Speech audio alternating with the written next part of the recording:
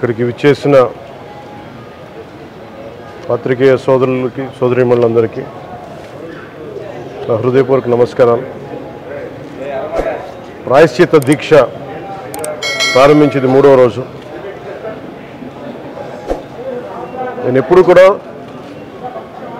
చాలా చిన్న వయసు నుంచి సనాతన ధర్మాన్ని పాటించేవాడిని. మా ఇష్టదైవం ఆంజనేయ స్వామికి ఎప్పుడు రామభక్తులం. మేము ఎప్పుడు భక్తి, ఆధ్యాత్మికత ఇవన్నీ కూడా ఇంట్లో ఇది మా స్వవిషయం అని చెప్పి ఎప్పుడు దీన్ని లోపలే పెట్టుకుంటాం తప్ప, లేదంటే అవసరమైన సమయాల్లో, పూజా సమయాల్లో, పండగల సమయాల్లో చెప్పుకుంటాం తప్ప దీనిని ఈ రకంగా చెప్పుకునే పరిస్థితిని ఎప్పుడు మేము అలవాట్లేదు. ఈ సగటు హిందువులో ఉన్న విధానం ఇది. ఎందుకంటే ఈ దేశంలో ఉన్న సగటు హిందువుకి ఎప్పుడు భయం ఉండదు. సగటు హిందువుకి ఏ రోజు కూడా ఇంకొక మతం మీద కానీ ఇంకో వ్యక్తి మీద కానీ ద్వేషం ఉండదు. విజయనగర సామ్రాజ్యం నుంచి అరబిక్ వ్యాపారులు ఇక్కడ గుర్రాలని అమ్ముకోవడానికి వచ్చి విజయనగరం మహారాజుల గొప్పతనం ఏంటంటే, సనాతన ధర్మాన్ని పాటించే వాళ్ళు గొప్పతనమైన వాళ్ళు వచ్చి అడిగింది ఏంటంటే, మాకు ప్రార్థించుకోవడానికి మాకు మస్జిద్ లేదు అంటే ఆయన కోట ప్రాంగణంలో మస్జిద్ కట్టించారు. సనాతన ధర్మాన్ని పాటించే వ్యక్తి తాలూకు విలక్షణం. అలాగే అనేక మంది సంస్థానాలు కానీ అందరూ కూడా పోర్చుగీస్ నుంచి వచ్చినా, ఎవరు వచ్చినా, క్రిస్టియానిటీని తీసుకొచ్చినా కానీ అందరికీ సమానంగా ఈ దేశం తీసుకుంది. పార్సీల్ని తీసుకుంది లోపలికి, జొరాస్ట్రియన్స్ని తీసుకుంది. ఏ మతం వచ్చినా లోపలికి తీసుకుంది, ఇముడ్చుకుంది తప్ప ఇంకో మతాన్ని ఎప్పుడు ద్వేషించాల. కానీ ఈరోజు నేను మాట్లాడుతుంది ఈ ప్రాయశ్చితం దేనికి, మా దీక్ష అనుకుని నేను ఎప్పుడు, మీ అందరికీ తెలుసు 5 సంవత్సరాల వైసీపీ పాలనలో ఇదే దేవాలయంలో కనకదుర్గ అమ్మవారి రథం తాలూకు మన సింహాలు మాయమైనవి, కొన్ని ఇబ్బందులు, తప్పులు జరిగినాయి అంటే ఒక్కొక్కరు ఎలా మాట్లాడారు వైసీపీ నాయకులు. వాళ్ళెవరు ముస్లిమ్స్ కాదు, హిందూస్ కాదు, వాళ్ళెవరు ముస్లిమ్స్ కాదు, క్రిస్టియన్స్ కాదు, హిందువులే అందరూ. పొద్దున్న లేస్తే తాళ్ళు కట్టుకునేవాళ్ళు, బొట్లు పెట్టుకునేవాళ్ళే. కానీ ఒక తప్పు జరిగింది, ఒక అపవిత్రం జరిగింది అంటే పదవులు అనుభవిస్తూ ఉన్నవాళ్ళు, పొద్దున లేస్తే గుళ్ళకి వెళ్ళేవాళ్ళు, వీళ్ళు అపహాస్యం చేస్తూ ఉన్నారు, వీళ్ళు వెటకారం చేస్తూ ఉన్నారు. ఈ ఎంటైర్ ఈ విషయంలో వాళ్ళు మతం పుచ్చుకున్నారా లేదా నాకు అన్నీ తెలియదు. వైవి సుబ్బారెడ్డి గారు ఉన్నారు, భూమన కరుణాకర్ రెడ్డి గారు ఉన్నారు, వారి కుటుంబ సభ్యులు ఉన్నారు. ఎవరైనా సరే మీరు మతం పుచ్చుకున్నారా లేదా నాకు తెలియదు. అవన్నీ అది మీ బయటికి చెప్పుకుంటారా లేదు నాకు తెలియదు. నేను అది కూడా మాట్లాడట్లా. కానీ మీరు బాధ్యత తీసుకున్నారు. మీరు హైందవ ధర్మాన్ని కాపాడుతానని మీరు బాధ్యత తీసుకున్నప్పుడు కాపాడాల్సిన అవసరం మీ మీద ఉంది. బోర్డుని మీరు స్థాపించారు, మేము స్థాపించాల. తప్పులు జరిగినాయి. తప్పులు జరిగితే వైఎస్ జగన్ గారు ఏం చెప్పాలి? ఒకవేళ నాకు తెలియకుండా మేము ఆయన బ్లేమ్ చేయట్లా.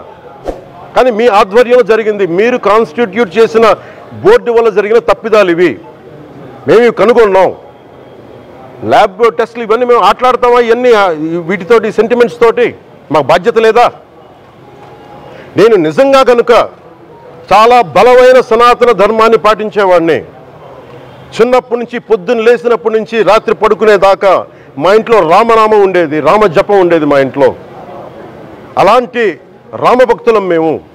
కానీ రామతీర్థం విగ్రహాన్ని, రాముడి విగ్రహాన్ని శిరచ్ఛేదం జరిగినప్పుడు ఒక సగటు సనాతనవాదిగా, సగటు హిందువుగా, సగటు రామభక్తుడిగా బయటకు వచ్చి చాలా గొడవలు చేయగల సత్తా ఉన్నామని గుర్తుపెట్టుకోండి. ముఖ్యంగా వైసీపీ నాయకులకి, నన్ను విమర్శించే దేశ యావత్తు నన్ను విమర్శించే ప్రతి ఒక్కరికి తెలియజేస్తున్నా, గొడవ పెట్టుకోవాలంటే చాలా బలంగా గొడవ పెట్టుకోవాలి. కానీ నాది పేదవాళ్ళ కష్టాలు, క్రిమినలైజేషన్ ఆఫ్ పాలిటిక్స్, వీటి మీద మేము మాట్లాడతాం, వీటి మీద తప్పించాం. ప్రజలు బాగుండాలి, కాన్స్టిట్యూషన్ వాల్యూస్ని అప్హోల్డ్ చేయాలి, రాజ్యాంగం బాగుండాలి, వీటి కోసం తపన పడేవాళ్ళం. కానీ సెక్యులరిజం పేరు మీద,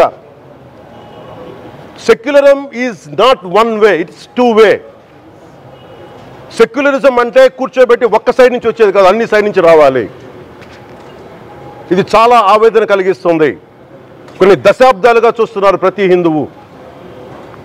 దీంట్లో మిగతా మతాల ప్రస్తావన కంటే కూడా నేను ఎక్కువ ప్రస్తావన చేస్తుంది హిందూ ధర్మాన్ని పాటించి వాళ్ళు వ్యక్తిగతంగా పాటించి బయటకు వచ్చేటప్పటికి మీడియా వారి కోసమో లేదంటే ఇంకొంత ఎవరైనా సాటిస్ఫై చేయడం కోసం తెలియదు, కానీ సాటి హిందువులు తోటి హిందువులను తిడతా ఉన్నారు. ఇది చాలా ఆక్షేపణీయం. దీంట్లో నేను ముస్లిమ్స్ నిందించట్లా, అది క్రిస్టియానిటీ నిందించట్లా, కానీ బాధ్యత తీసుకున్న హిందువుల్ని నేను నిందిస్తున్నాం. బాధ్యత మీది.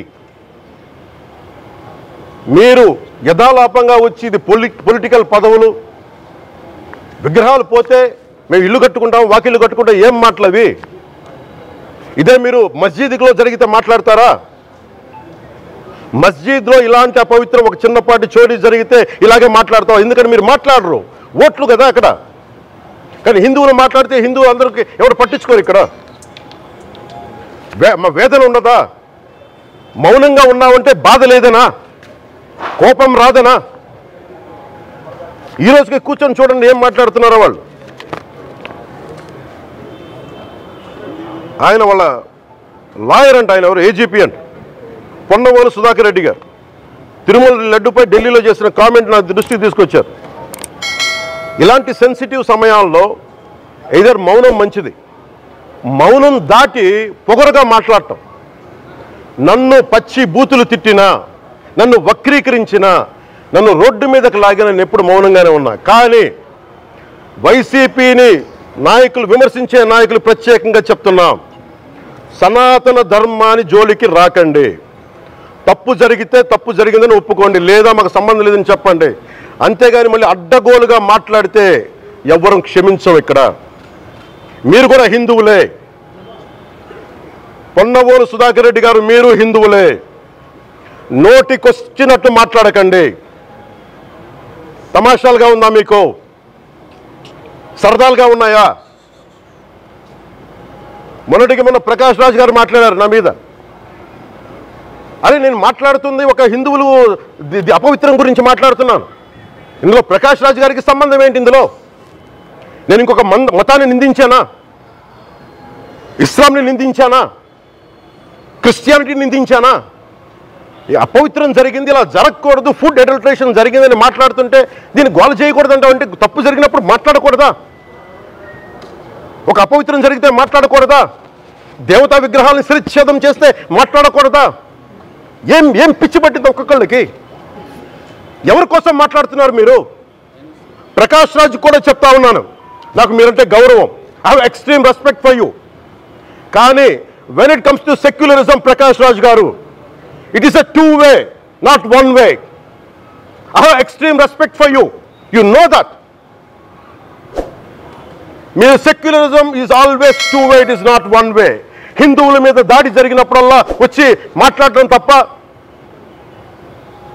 అన్య మతాల మీద జరిగితే నేను కూర్చొని ఇంతమంది కౌలు రైతులకు ఇచ్చాను, ఎంతమంది ముస్లిం ఇస్లాం రైతాంగానికి ఇచ్చాను నేను.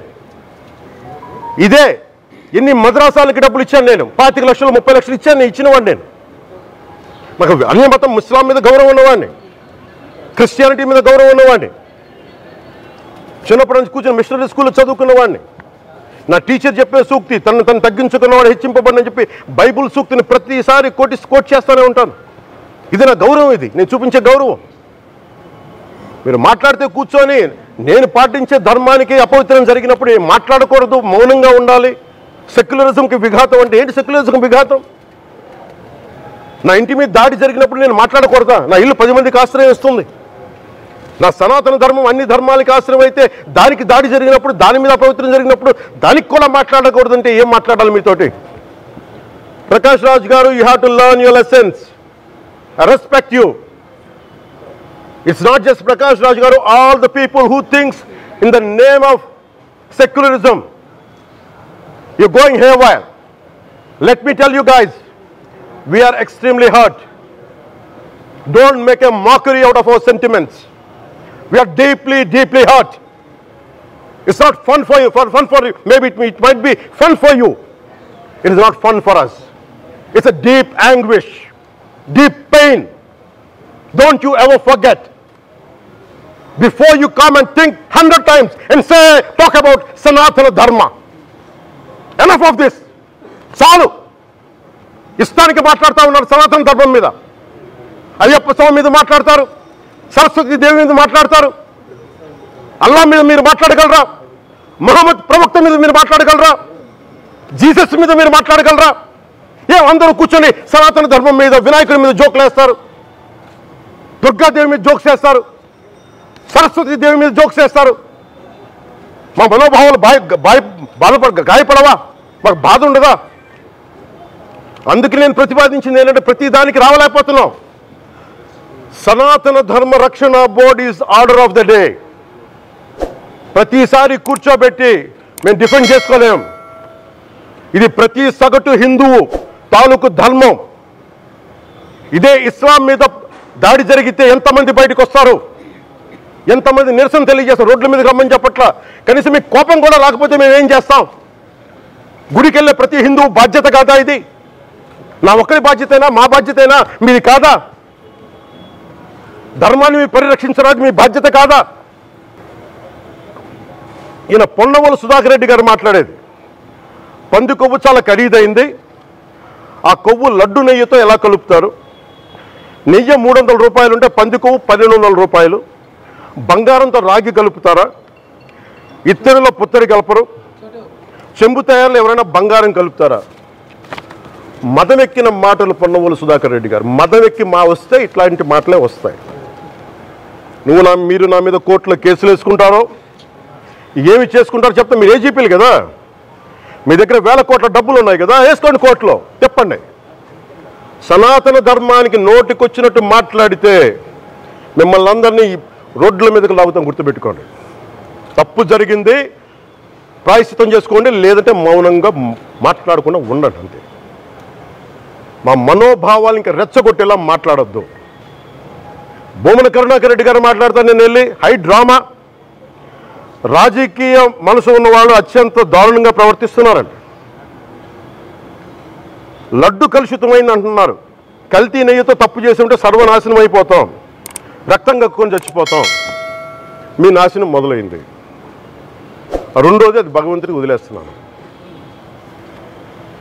వైవి సుబ్బారెడ్డి గారు విచారణకి రావాలంటే రికార్డులు ఆయనకి ఇవ్వాలంట.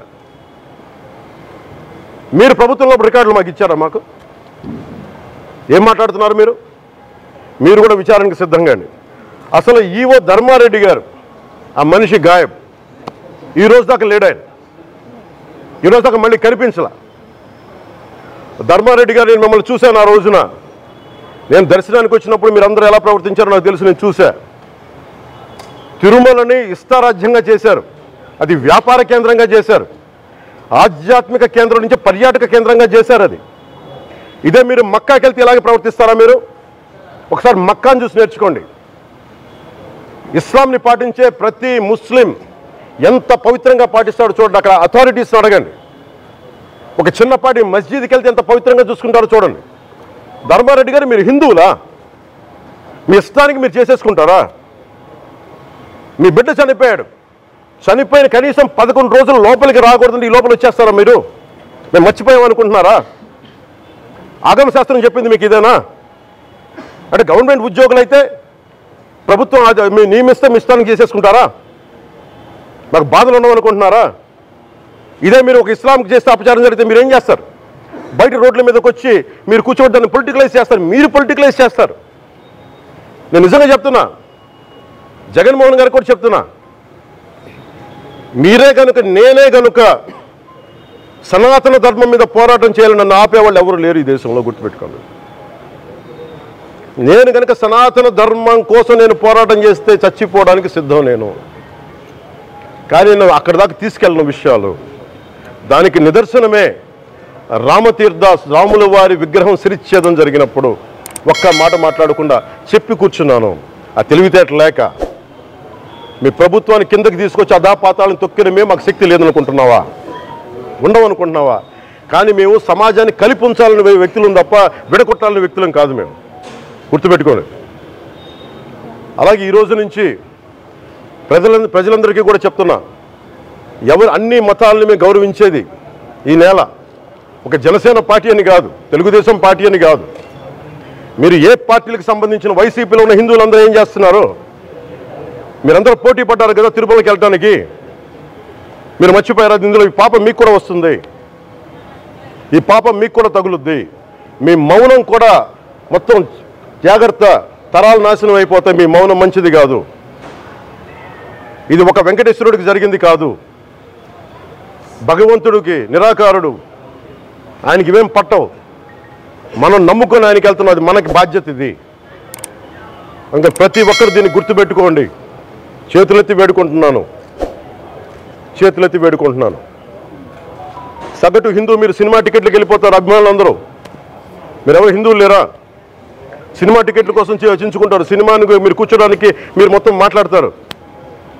అందరిని అడుగుతున్నా, అందరు మొత్తం భారతదేశపు యావత్తు ఉన్న సినిమా అభిమానులను అడుగుతున్నా, మీరందరూ హిందువులే కదా, అత్యధికులు హిందువులే కదా. మీకు బాధ్యత లేదా? మీకు మీ సినిమా హీరోలు, నేను కూడా హీరోనే, నన్ను మించి దేశాన్ని చూడమని, సనాతన ధర్మాన్ని చూడమంటున్నా. మీ కన్వీనియంట్గా కూర్చోబెట్టి హీరోలు ఎత్తడం కాదు, నన్ను ఎత్తడం కాదు. ధర్మం విఘాతం కలిగినప్పుడు ధర్మానికి మీరు మాట్లాడటం మీ బాధ్యత. నా తరం మేము కష్టపడుతున్నాం, ముందుకు వచ్చాం. ఎవరి కోసం పడుతున్నాం ఈ కష్టాలు? మాకు సరదా కాదు. ప్రతి ఒక్కరి ఇష్టానికి వచ్చి మాట్లాడుతూ ఉంటే బాధ కలుగుద్ది. అయ్యప్ప స్వామి దీక్ష చేసే వాళ్ళ మీద ఎంత ఇష్టారాజ్యంగా మాట్లాడతారు.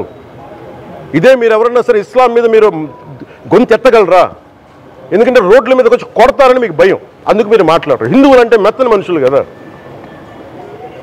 తోటి హిందువు కదా, మీరు ఏదైనా మాట్లాడచ్చు. మీకు నమ్మకాలు లేకపోతే మీరు ఇంట్లో కూర్చోండమ్మా. మీకు నమ్మకాలు లేకపోతే ఇంట్లోంచి బయటికి రాకండి, మమ్మల్ని ఏం అనకండి. మేము ఎలా పూజా విధానం ఎలా చేస్తాం, అలాగే ముఖ్యంగా ఫిల్మ్ ఇండస్ట్రీ కూడా నేను తెలియజేస్తా ఉన్నా. దీని మీద మీరు మాట్లాడితే మద్దతుగా మాట్లాడండి, లేదంటే మౌనంగా కూర్చోండి. అంతేగాని మీ మాధ్యమాల ద్వారా అపహాస్యం చేస్తే మటుకు ప్రజలు మిమ్మల్ని ఎవరు క్షమించరు. ఎందుకంటే చాలా డీప్ పెయిన్ ఇది. మీరు లడ్డూ మీద జోక్లు వేస్తున్నారు. నేను ఒక సినిమా ఫంక్షన్లో కూడా చూశాను, laddoo is a sensitive issue అని. Don't you ever say that. Don't you ever dare to say that, please. I respect you as actors, but when it comes to Sanatana Dharma, please, you have to think 100 times before you saying a word. One comment. Thank you.